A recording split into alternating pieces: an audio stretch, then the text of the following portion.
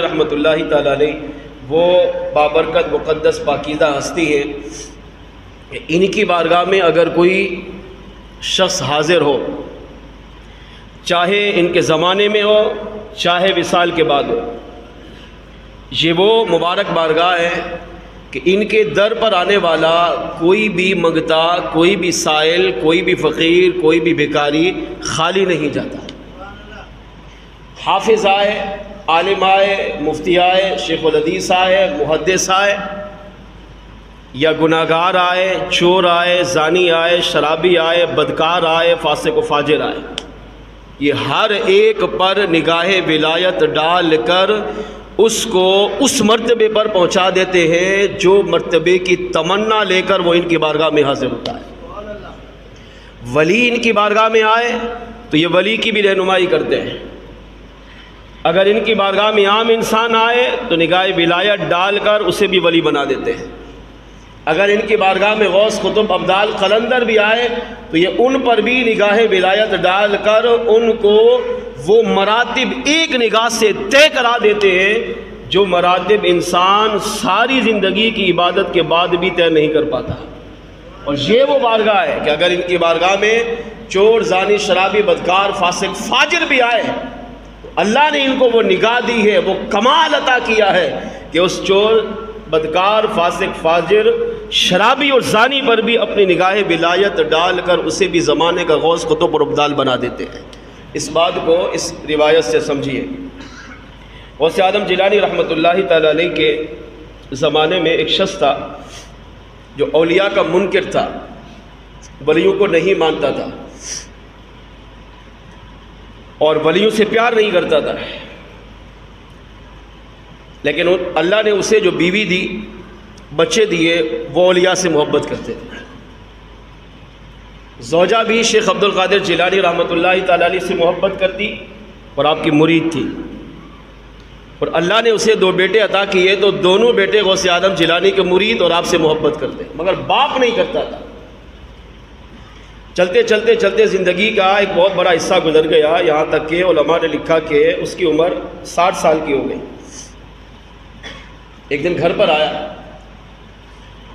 تو کھانا کھایا، کھانے کے بعد زوجہ سے گفتگو ہو رہی تھی تو زوجہ نے اب اس پر کوشش کی اور اسے کہا کہ دیکھیں آپ کی عمر کئی سال گزر گئے، ہم آپ کے ساتھ ہیں، ہماری شادی ہوئی، نکاح ہوا، اللہ نے ہمیں بچے عطا کر دیے، اب آپ کو 60 سال کی آپ کی عمر ہو گئی ہے، بڑھاپا آ گیا ہے، اور آپ ابھی تک ولیوں سے محبت نہیں کرتے،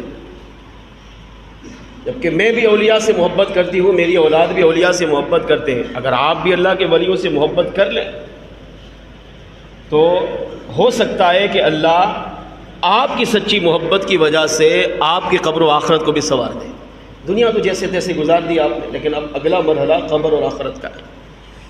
اس نے کہا نہیں، ولیوں کے سے محبت کرنے کا، ان کا مرید بننے کا، ان سے پیار کرنے کا کوئی فائدہ نہیں ہے۔ اچھا وجہ کیا تھی؟ اولیاء سے محبت نہیں کرتا تھا، وجہ کیا تھی؟ کیونکہ وہ جس ولی کی بارگاہ میں جاتا تو اس میں خامی ڈھونڈتا کہ میں دیکھوں اس میں خامی کیا ہے، اور بدقسمتی سے یہی بری عادت آج ہمارے اندر بھی ہے۔ ہم بھی کسی ولی کی بارگاہ میں جائیں گے یا کسی نیک متقی پرہیزگار بندے کے پاس جائیں گے تو ہم اس کی اچھائیاں نہیں برائیاں تلاش کرتے ہیں کہ دیکھو اس میں بری چیز کیا ہے۔ مثال کے طور پر اگر وہ الٹے ہاتھ سے پانی پی لے تو ہم کہتے ہیں یہ ولی نہیں ہے، وہ یہ ذہن بنا، کیوں؟ ولی ہوتا تو سنت پہ عمل کرتا، سیدھے ہاتھ سے پیتا۔ ہو سکتا ہے سیدھے ہاتھ میں تکلیف ہو، نہ اٹھا سکتا ہو، بتانا نہ چاہتا ہو، الٹے ہاتھ سے پی لیا۔ چلتے ہوئے چپل میں سیدھا پاؤں پہلے پہننا چاہیے، سنت ہے، اب اس نے الٹا پہن لیا تو اب کہتا یہ ولی نہیں ہے، کیوں؟ اگر یہ ولی ہوتا تو سیدھا پاؤں پہلے رکھتا، سیدھی چپل پہلے پہنتا، یہ ولی نہیں ہو سکتا۔ ہو سکتا ہے اسے یاد نہ رہا، انسان ہے، ولی بھی تو انسان ہوتا، ہو سکتا ہے بھول گیا ہو تو الٹا پاؤں پہلے ڈال دیا ہو۔ المختصر عادت یہ تھی، اور اس روایت سے اس عادت اگر ہمارے اندر ہے تو اس کو نکالیے۔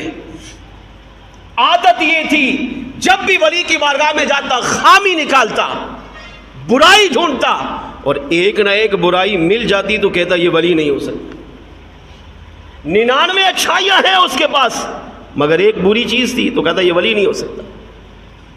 اگر انسان اپنے آپ پہ غور کرے، دوسرے کو برا کہنے والا اگر اپنے آپ پہ دیکھو تو اس سے زیادہ برائیاں تو ہمارے اندر ہیں۔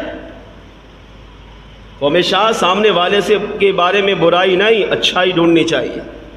سامنے والے پہ جب جو انگلی کرتے ہیں نا تو ایک انگلی سامنے والے کی طرف ہے نا تو یہ 3 4 یہ آپ کی طرف بھی آ رہی ہوتی ہیں، یہ اشارہ کر رہی ہوتی ہیں کہ اس پہ انگلی اٹھانے والے اپنے آپ کو بھی دیکھ، اس پہ برائی ڈھونڈنے والے اپنے آپ پہ غور کر، تیرے اندر کتنی برائیاں ہیں۔ اور یا تو ولیوں کی بارگاہ میں جا رہا ہے، ولیوں کی بارگاہ میں برائی ڈھونڈنے نہیں، ولیوں کی بارگاہ میں تو انسان اپنے آپ کو خالی سمجھ کر جائے تاکہ وہ اسے بھر دے۔ اگر عادت تھی نہیں، جس کے پاس جاتا کوئی بری عادت ڈھونڈتا، مل جاتی کوئی نہ کوئی، کہتا یہ ولی نہیں۔ المختصر زوجہ نے کوشش کی، سمجھایا، کہا تمہارا بڑھاپا آ گیا، اللہ کے ولیوں کے ابھی بھی منکر بنے ہوئے ہو، ولیوں کو مانو۔ اور پڑھی لکھی تھی، وہ سے آدم سے محبت پیار کرتی تھی، تو اس نے کہا کیا تم نے قرآن نہیں پڑھا؟ قرآن کریم میں پارہ 15 سورہ بنی اسرائیل میں اللہ کریم نے ارشاد فرمایا یوم ندعو کل اناس بامامہم، قیامت کے دن ہم تمام لوگوں کو ان کے امام کے ساتھ بلائیں گے۔ یعنی دنیا میں جو جس کی پیروی کرتا تھا قیامت کے دن اسی کے ساتھ ہوگا۔ مثال کے طور پر اگر کوئی دنیا میں اپنے نبی سے محبت کرتا ہے اور اسی محبت و عقیدت میں مر گیا تو قیامت کے دن یہ نبی کے ساتھ ہوگا۔ اگر دنیا میں کوئی صحابہ سے سچی محبت کرتا ہے، سارے صحابہ سے، اور صحابہ کی محبت میں انتقال کر گیا تو یہ صحابہ کے ساتھ ہوگا۔ یہ تو قرآن و حدیث کا نچوڑ ہے، قرآن کی کئی آیات کا خلاصہ ہے۔ دنیا میں اگر کوئی غوث اعظم جیلانی سے محبت کرتا تھا اور اسی محبت و عقیدت میں مر گیا تو قیامت کے دن یہ غوث اعظم جیلانی کے ساتھ ہوگا۔ دنیا میں اگر کوئی پنجتن پاک اہل بیت کرام ازواج مطہرات میرے آقا علیہ السلام کی آل سے پیار کرتا تھا اور ان کی آل سے محبت کرتے پیار کرتے ہوئے دنیا سے چلا گیا تو قیامت کے دن اسے آل کا پڑوس عطا کیا جائے گا۔ یوم ندعو کل اناس بامامہم، قیامت کے دن اللہ فرماتا ہے ندعو، ہم بلائیں گے کل اناس، تمام لوگوں کو، بامامہم، ان کے امام کے ساتھ، ان کے مقتدا کے ساتھ، جس کی وہ پیروی کرتے تھے انہی کے ساتھ ان کا حشر ہوگا۔ میں تو ولیوں سے محبت کرتی ہوں، میرا حشر اولیاء کے ساتھ ہوگا، میری اولاد بھی محبت کرتی ہے، ان کا حشر بھی ولیوں کے ساتھ۔ تم تو ولیوں کے منکر ہو۔ کہیں ایسا نہ ہو کہ قیامت کے دن جس طرح آج ولیوں سے دور ہو، کہیں ایسا نہ ہو کہ قیامت کے دن بھی دور کر دیا جاؤ۔ تو دنیا کے 60 سال تو گزار چکے، بڑھاپا آ گیا، قیامت قبر حشر کا سوچا۔ اور دوسرا جملہ جو چوٹ لگی نا وہ یہ تھا، زوجہ نے کہا ہو سکتا ہے تمہاری زندگی کی آخری رات ہو، مر گئے آج رات تو کیا کرو گے؟ قیامت کے دن اولیاء سے محبت کرنے والوں میں اٹھائے جاؤ گے یا اولیاء سے نفرت کرنے والوں میں اٹھائے جاؤ گے؟ آج دنیا میں ان کو نہیں مانتے تو قیامت کے دن سوچو تمہارا حشر کن کے ساتھ ہوگا۔ اب یہ جملہ اسے لگا ہے، زوجہ کی باتیں سنتا رہا۔ یہاں سیکھنے کی بات یہ ہے کہ اگر میاں بیوی میں شوہر نیک ہو، بیوی میں بری عادتیں ہو تو شوہر کو چاہیے بیوی کو سمجھائے، سمجھاتا رہے گا تو اللہ اسی سمجھانے کی وجہ سے اس کی بری عادتیں دور فرما دے گا۔ شوہر میں بری عادت تھی، بیوی نیک تھی، بیوی شوہر کو سمجھائے، ادب کے دائرے میں رہ کر پیار محبت سے سمجھاتی رہے، قرآن کا حکم ہے سمجھاؤ۔ سمجھانا مسلمانوں کو فائدہ دیتا ہے، سمجھاتی رہے، بولتی رہے، کوشش کرتی رہے، ایک نہ ایک دن اللہ اس کی زبان سے کوئی ایسا جملہ نکل جائے گا جس کی وجہ سے شوہر بری عادت کو چھوڑ کر راہ راست پر آ جائے گا۔ المختصر یہ بات لگی کہ ہو سکتا ہے آخری رات کو میرا انتقال ہو جائے۔ سو گیا، نہیں مانا، انکار کرتے کرتے سو گیا۔ زوجہ سو گئی، اولاد سو گئی، اب یہ بستر پر لیٹا ہوا ہے مگر اسے چین نہیں آ رہا، قرار نہیں آ رہا، کروٹیں بدل رہا ہے۔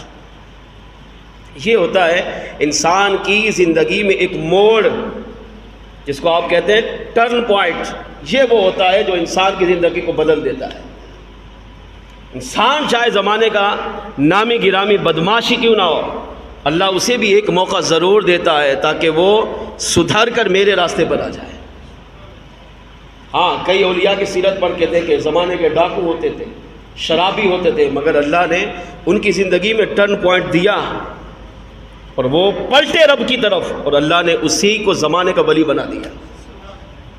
اب یہ بات لگ گئی کہ 60 سال ہو گئے اولیاء کا منکر، اور ہو سکتا ہے آج زندگی کی آخری رات ہو، یہ بات دل میں بیٹھ گئی۔ اب کروٹیں بدل رہا ہے، نیند نہیں آ رہی، زوجہ کو دیکھا سو رہی ہے سکون کے ساتھ، کیوں؟ ولیوں سے محبت کرتی۔ اولاد کو دیکھا سکون سے سو رہی ہے، کیوں؟ ولیوں سے محبت کرتی تھی، مگر خود نیند نہیں آ رہی۔ اٹھا، وضو کیا، 2 رکعت نماز پڑھی، نماز پڑھ کر اللہ کی بارگاہ میں دعا مانگی، اے اللہ مجھے بھی سکون کی نیند دے۔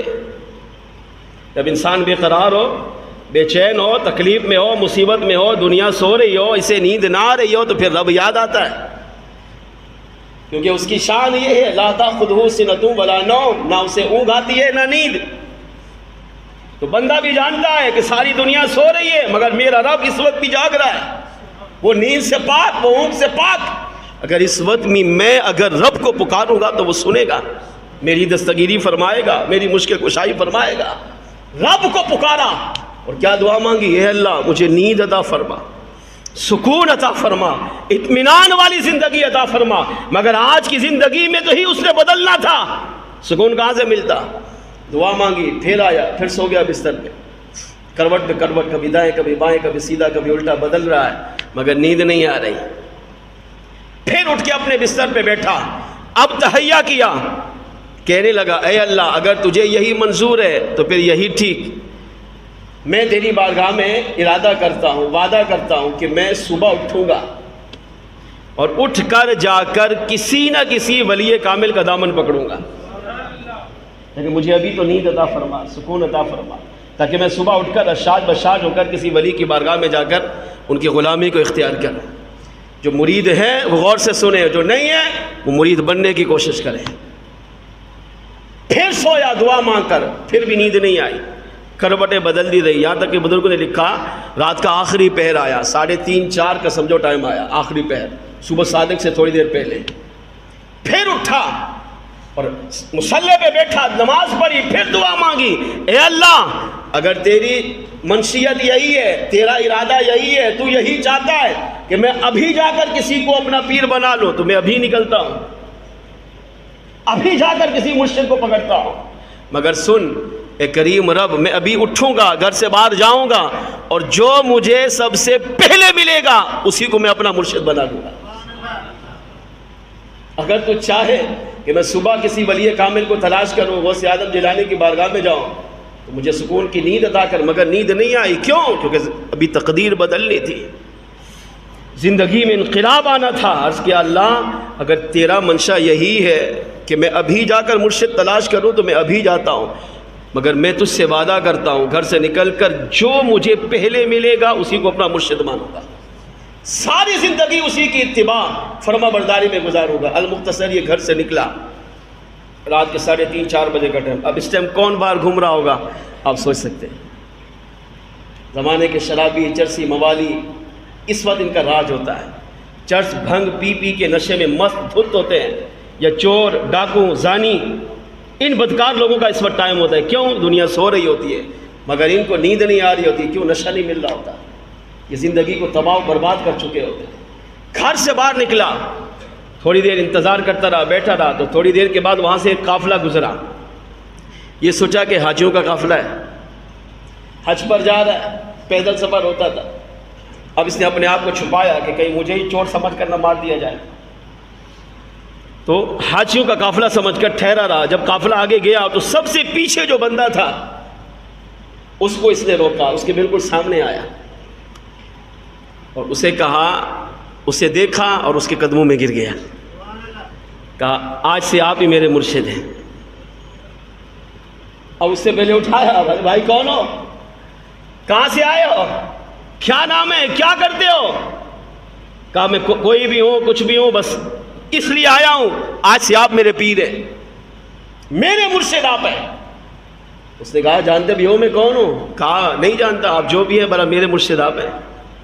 کہا پہلے سنو، مرشد بنا رہے ہو، سنو، میں زمانے کا نام گرامی چور ہوں، اور یہ جو قافلہ جا رہا ہے نا، یہ حاجیوں کا نہیں ہے، یہ چوروں کا قافلہ ہے. اور آج ایک بہت بڑی واردات کرنے جا رہے ہیں. سارے چور مل کر ایک بہت بڑی واردات میں جا رہے ہیں، اور آپ مجھے پکڑ کر کہہ رہے ہو مرشد ہو. کہا ٹھیک ہے آپ چور ہو، لیکن میرے مرشد تم ہی ہو. اس نے کہا کیوں، ایسا کیوں کر رہے ہو؟ کہا اس لیے کہ میں نے اپنے کریم رب سے وعدہ کیا ہے. اللہ کرے یہ یقین، یہ اطمینان ہمیں بھی نصیب ہو جائے. یہ چھوٹی بات نہیں ہے. ہاں، رب پر بھروسہ، رب پر توکل ایسا ہونا چاہیے جیسے اس بندے کا تھا. اللہ پر اگر انسان سچا توکل کرے، بھروسہ کرے، رب پر یقین کرے، تو میرا کریم رب اس کی زندگی کو بدل دیتا ہے، اس کی دنیا کا برآخرت کو سنوار دیتا ہے.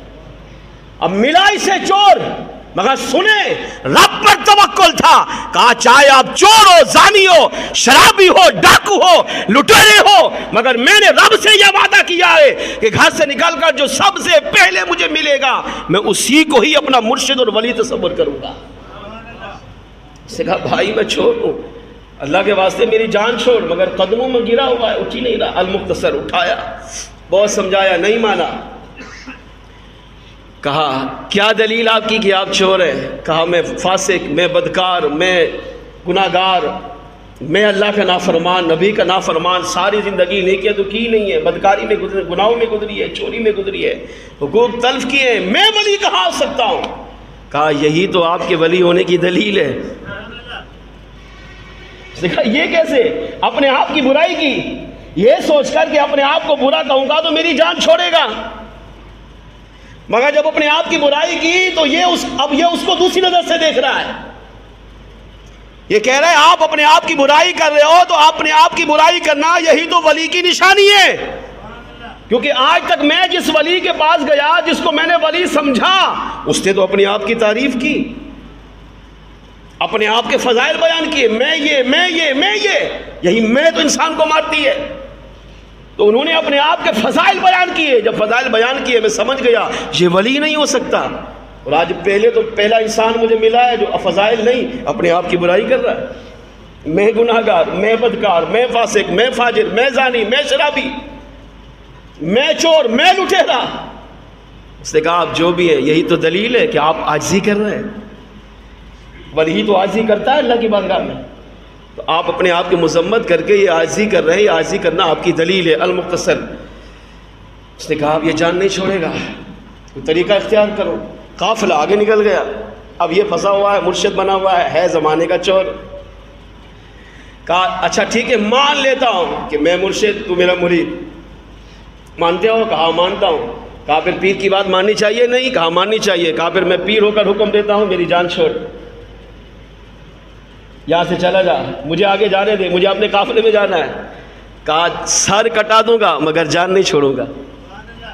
کیوں؟ رب سے وعدہ کر کے آیا. اللہ پر وہی توکل والی بات دماغ میں رکھے. رب سے گھر سے نکل کر وعدہ کر کے آیا، جو ملے گا میں اسے مرشد مانوں گا، پیر مانوں گا. اب مرشد بننا آسان ہے؟ نہیں. اب اور مرشد بھی کس کو بنا رہا ہے؟ چور کو، زمانے کے لٹیرے کو. اب لیکن سچا یقین، سچا توکل، سچا بھروسہ انسان کو کہاں سے کہاں تک پہنچا دیتا ہے. سنیے بزرگوں نے لکھا. اب اس نے کہا اچھا نہیں مانے گا. سمجھ گیا بھائی مرشد بن کر بھی جھوٹا موٹا کہہ دیا، جان چھوڑ، پھر بھی نہیں چھوڑا. کہا چلو ایسا کر، اس نے اب ترکیب سوچی جان چھڑانے کی. کہا چلو ایسا کرتے ہیں، ابھی چل، قافلہ تو نکل گیا ہے، میں چل کر کسی گھر میں چوری کرتا ہوں، تیرے سامنے چوری کروں گا، تو اپنی آنکھوں سے مجھے چوری کرتا ہوا دیکھنا. جب اپنی آنکھوں سے مجھے چوری کرتا ہوا دیکھو گے پھر تو یقین آئے گا کہ میں چور ہوں، پھر میری جان چھوڑے گا. کہا بھلے میں اپنی آنکھوں سے دیکھوں مگر تمہیں چھوڑوں گا نہیں، ساری زندگی اب تمہارے ساتھ گزارنی ہے. اس نے دائیں طرف دیکھا. اب تقدیر دیکھے کیسے بدلی. دائیں طرف دیکھا تو میرے آقا غوث اعظم جیلانی علیہ رحمہ کا مبارک آستانہ نظر آیا. جیلان سے آئے ہوئے تھے. اب سوچا کہ اسی میں ہی جا کر آج چوری کر لیتا. اس کو لے کر گیا، دروازے کے باہر کھڑا کیا. کہا تو باہر رہ، ایسا نہ ہو میں پکڑا جاؤں، میری اچھی خدمت ہو جائے تو میری وجہ سے کہیں تو نہ پٹ جائے. تو میں اندر جاتا ہوں، میں چوری کر کے لاتا ہوں، سامان لاؤں گا، تیرے سامنے دکھاؤں گا، پھر جا کر تو مجھے مانے گا کہ میں چور ہوں. مگر یہ اپنی بات پہ ڈٹا رہا، کچھ بھی ہو جائے بھلے میرے سامنے چوری بھی کرے چھوڑوں گا نہیں۔ المختصر باہر رکا، اندر دیوار پھلانگ کے گیا۔ کس کے گھر گیا؟ زمانے کے غوث اعظم شیخ عبد القادر جیلانی کے مبارک استانے پہ۔ چور کا بیان کہتے ہیں میں اندر داخل ہوا تو دیکھا خان کا بہت بڑا صحن ہے اور ایک کونے میں ایک چراغ جل رہا ہے، اور اس چراغ میں اس کی روشنی میں ایک مصلی بچھا ہے، اور مصلی پر کوئی شخص کھڑا ہو کر رب کی عبادت میں مصروف ہے۔ سبحان اللہ، آپ نے پھر بھی نہیں کہا۔ دنیا سو رہی ہے، سبحان اللہ کی شکایت آپ سے ہر جمعے مجھے ہو رہی ہے، یا تو آپ کی توجہ نہیں ہے یا پھر میں آپ کو سمجھا نہیں پا رہا ہوں۔ دنیا سو رہی ہے مگر میرے اور آپ کے 11ویں والے آقا غوث اعظم جیلانی رحمۃ اللہ تعالی علیہ سو نہیں رہے، رب کی عبادت کر رہے ہیں۔ یہی رب کے ولی کی نشانی ہے کہ دنیا سو رہی ہوتی ہے مگر اللہ کا ولی جاگ کر رب کی عبادت بھی کرتا ہے، اور خالی عبادت نہیں، اللہ کی بارگاہ میں دعا کر کے امت کو عذاب سے بچا رہا ہوتا ہے۔ اندر گیا، نہیں جانتا تھا یہی شیخ عبد القادر جیلانی ہے۔ اندر کمرے میں داخل ہوا، اب کمرے میں ہاتھ پاؤں مارا، ادھر ادھر بہت کچھ ڈھونڈا، نہیں ملا۔ کہیں ہاتھ مارا تو مصلی پھر رکھ دیا، اس کے میں کیا کروں گا۔ ہاتھ مارا تو کہیں تسبیح آ گئی، اس کو پھر رکھ دیا۔ کہیں ہاتھ مارا تو لوٹا آ گیا۔ اب اللہ والے کے گھر میں یہی کچھ ملے گا؟ اللہ والے تو دنیا سے ویسے ہی بیزار ہوتے ہیں، دنیا سے بے رغبتی اختیار کرتے ہیں۔ اللہ والے مال کی طرف نہیں، مال اللہ والوں کے پیچھے بھاگتا ہے۔ اللہ والوں نے ان سے کنارہ کشی اختیار کی ہوتی ہے۔ المختصر کافی دیر گزری، یہاں تک کہ صبح صادق ہو گئی، فجر کا وقت ہو گیا۔ اب یہ نکلا، ملا کچھ نہیں۔